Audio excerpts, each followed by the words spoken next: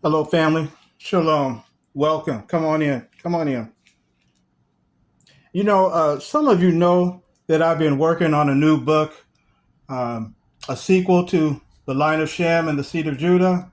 And I told you that I would let you know when the new book came out. Well, it it has now been out. It's been uploaded onto Amazon, and it will be available starting on July 1st. Um, Also, there will be a special video that I'm posting on Thursday, July 3rd at 11 a.m. Eastern Time, and it will be a very interesting discussion. I'm going to share with you some of the information that I didn't get into the book, some information that didn't make it into the book. So, what I've done is I've created a supplement to the book of some of the information that I didn't get in that I'm going to share with all of you, and you'll have it for free by watching the video. So I'm going to go over it with you, the supplement with you, and I also will talk about some of the things that are in the book too. So that's going to be again this Thursday, July 3rd at 11 a.m. Eastern Time. I'm going to be dropping some bombs, so I just want to let you know I'm going to be dropping some serious bombs, at least about 3 bombs that I'll be dropping. So I hope that you will check out the video again Thursday, July 3rd. Now, this new book, like I said, it will be part 2 to the line of Shem, but with new information about the Hebrew Israelites that I learned. And it will also be about how slavery in colonial America got started in 1619. How it really got started in America. It's not what you think. Okay? So basically, it's a book about Hebrews and a book about blacks. And I also included the story about my family tree on my maternal side and how I was able to discover part of my Hebrew ancestry from West Africa, and how those ancestors that I found in Alabama and Mississippi, how it led down to my maternal grandmother and her oral story that she once had told me. So I've also included that in this new book as well, and so I'm very excited about it. So it's going to be a book about Hebrews, but it's also going to be a book about the history of how slavery started in 1619 in America, colonial America, moving forward. And like I said, it's not what you think. Now, some of you may know how it really got started, but there's many out there that really don't know. So it's going to be very interesting. So anyway, I'm going to do the supplement in this special video on July 3rd, Thursday, 11 a.m. Eastern Time. And if you're not able to uh, tune in at 11 a.m., it'll be on my YouTube channel, so you'll be able to check it out anytime during the day and then over the weekend as well.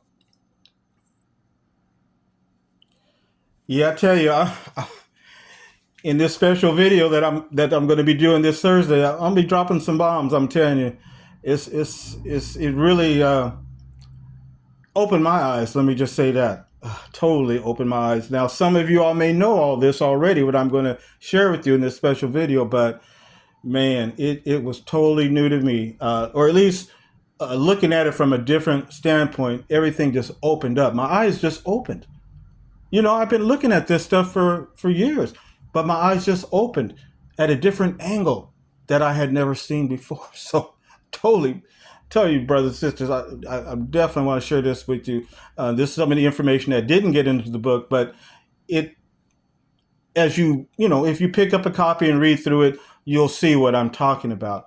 And so, and also, in fact, this story that my grandmother told me, my maternal grandmother, like I said, she had this oral story in her line, and she broke it down to me many a year ago before she passed on this earth. But I will see her in the resurrection. Yes, amen. But in fact, here are some of the documents that I was able to locate that I want to share with you here. Some of the slave documents that I was able to locate that helped me in finding this Hebrew ancestry that I had and how it came down to my grandmother.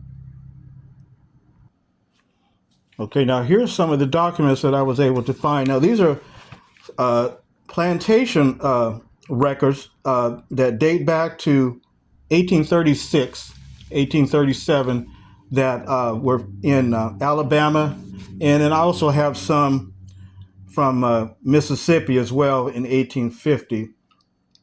But these are records that I found in slave records of plantation records of in Alabama, 1836, 1837, that talk about some of my ancestors here. Let me show you a few more of them. And yeah, some of these are my ancestors on here. You see a boy, Daniel, Eliza, Betty, um, girl, Charlotte, and look at here, woman, Annika. I don't know what the etymology of her name is, but that does kind of sound like an African name, don't it? Don't it seem like, friends? Seem like that might be an African name, but I didn't do the etymology on that. But there was another name I found on here that definitely this is some interesting information I was able to find out too. That kind of matched up with what my grandmother told me. The name Boston, but she kind of the way she remembered it, or the way it was brought down to her, she kind of pronounced it differently. So anyway, this is just deep, really, really deep. Here we go. The list of property that was sold of the estate of Joel Lipscomb. That was Joel Lipscomb. See, my grandmother, my paternal grandmother, that was her maiden name, was Lipscomb. So it went all the way down. So let me share with you one more here. And see, this is what they call an estate inventory. And those of you out there who do genealogy like I do, I'm a genealogist. I've been doing it for 30 plus years, and I still enjoy it. But it can consume you because it's so time consuming. But I enjoy it. But as you know, when they do an estate inventory, they list everything. They list everything: the furniture, the the tools, the any livestock, and then of course, you know, they listed us. They listed us as a people, and that's the sad truth about the matter. But hey, when you're a genealogist, you just try to work through the pain. You work through the emotional pain, and because you have a goal. You're trying to find out about your family tree. You're trying to find out about your roots. So you work through it, but the trauma does come through. It's just a piece of paper, but the trauma still comes through on me. And sometimes I have to put it down and just regroup, because the trauma comes back after several years. The trauma comes back. And here's some more that I was able to find. And so, yeah, woman, old man, Boston, it's deep. So family, thank you for letting me share this with you. Now this is my 23andMe DNA test that I took. I think I took this in 2016. And then my father, who was still alive, my mother had already passed, and my grandmother, I would love to have gotten them, but they had already passed. But my father was able to take the test too. But I have cousins on my mother's side that took 23andMe and also took the test in Ancestry also. So I have tests in both as well. But on 23andMe, this is my maternal haplogroup, L2A1A2. And then, of course, here's my paternal haplogroup, EM85. And many of you who have taken the 23andMe, you know that they have sometimes changed these designations, because I can remember when I first had my report come out, it was like E1B1A, and now they brought it down to EM85. So, and one of my cousins on my mother's side, he would have been my grandmother's nephew, because his father and my grandmother were siblings. And so I have him on my Ancestry DNA results. And his haplogroup was a long one. When I last wrote it down several years ago, they may have changed it now, but his at the time that I looked it up was R1B, 1A, 2A, 1A, 261. Yeah, I know that's a mouthful, but that was his haplogroup there. R1B, 1A, 2A, 1A, 2B1. If I'm reading that, if I can read my own writing. And of course, here's my Ancestry composition on 23andMe. And so, as you can see, Nigerian is my highest. Sub-Saharan Africa, West Africa, Nigerian is the most DNA that I share, 72%. And then it breaks on down to Ghanaian, Liberian, Sierra Leone, then the Senegambia, Guinean, and then broadly West Africa. So that's what I have there. And as far as Sub-Saharan Africa, Nigerian, and then breaking it down from there.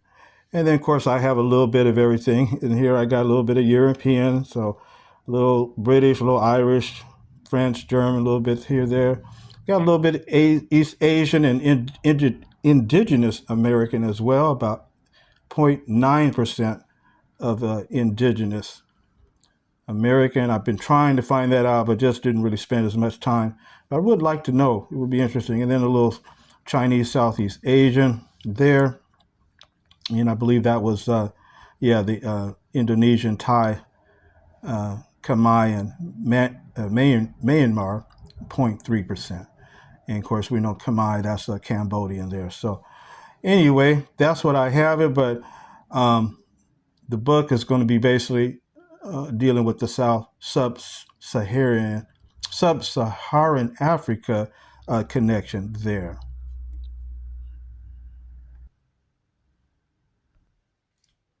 So again, please join me for a special video presentation this Thursday, July 3rd, 11 a.m. Eastern Time. But you can pick it up on my channel anytime during that day or anytime, any day thereafter.